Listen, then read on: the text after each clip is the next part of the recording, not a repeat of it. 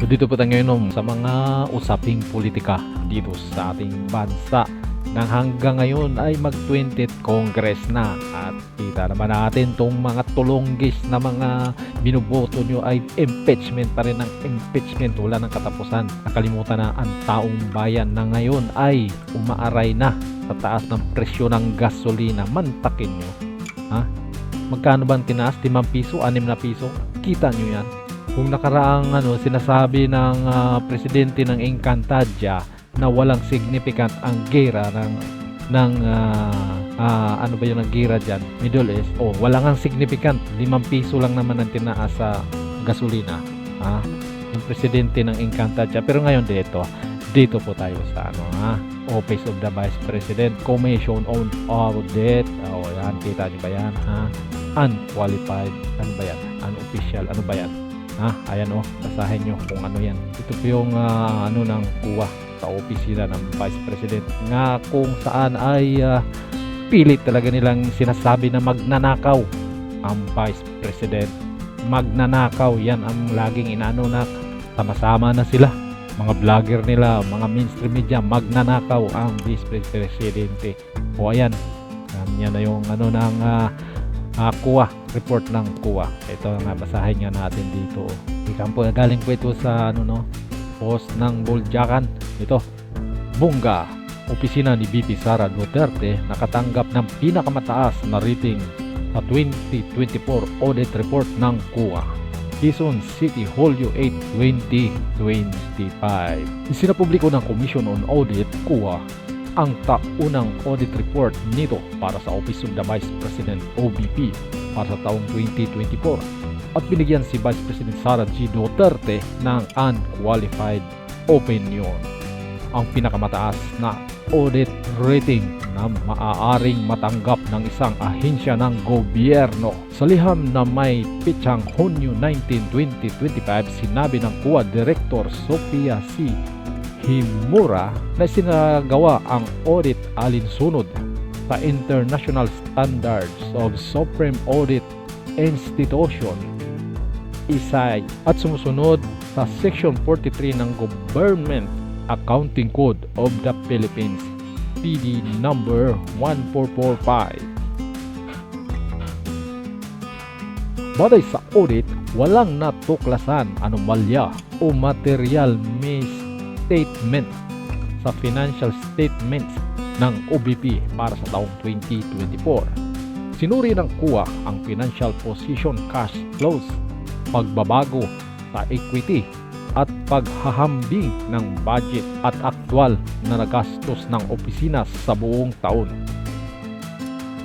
Sa aming opinyon, ang financial statement ng OVP ay napakita ng tapat at makatarungang presentasyon ng kalagayan ng financial nito alinsunod sa International Public Sector Accounting Standard (EPSAS). Ayon sa kuha Supervising Auditor Melinda Istorio sa ulat na may pitsang Mayo 16, 2025. Dagdag pa rito, pinuri ng kuha ang pakikipagtulungan ng OVP sa audit team at hiniling ang pagsumiti ng status report kaugnay ng mga audit recommendations sa loob ng 60 araw. Konteksto at kahalagahan. Matatanda ang paulit-ulit na binibigyan diin ni VP Duterte ang transparency at maayos na paggugol ng pondo sa kaban sa kanyang pamumuno. Kabilang sa mga pangunahing proyekto ng OVP ay ang libreng sakay, medical assistance at ang pagtatag ng mga satellite office sa iba't ibang rehiyon.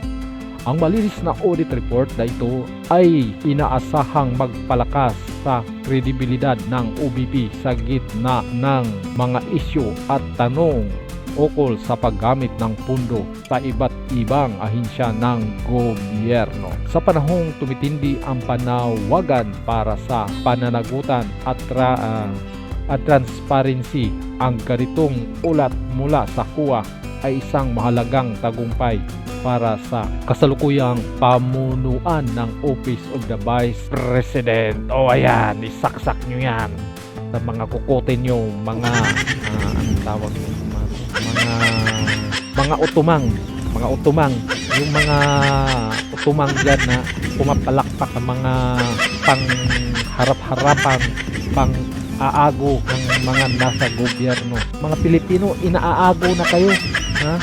Inaaago na kayo. Ayan. Tingnan natin yung reaction ng mga tao. Grabe, mayroon itong reaction na 6,900. Tingnan natin, 6,900. Ayan, kita nyo yan, ha? Kita nyo yan. 3,700 yung nag-like at 3,500 yung heart. Kita nyo, ha? Kita nyo. Walang nagagalit, walang angry, ha? Ganyan dapat. Ang dapat mamumuno sa ating bansa. Kayong mga utumang kayo, magtahimik na kayo. Mga utumang kayo. Magbabasa tayo. Ayan, basahin yung mga comment ng mga tao dito. Hindi kayo mga utubang, magpalabas din kayo ng mga sinasamba nyo yung mga tadkan. Magpalabas din kayo ng mga ganito. Mga utumang dyan. Anuhin nyo yung mga Panginoon nyo dyan na bat sa pundo ng bayan. Maglabas din sila ng mga ganyan. Mga utumang. Palabas yung audit ng inyong mga puon. Yung mga puon ninyo. Mga puon ninyo. Salot sa kaban ng bayan. Magpalabas kayo ng mga reports nyo.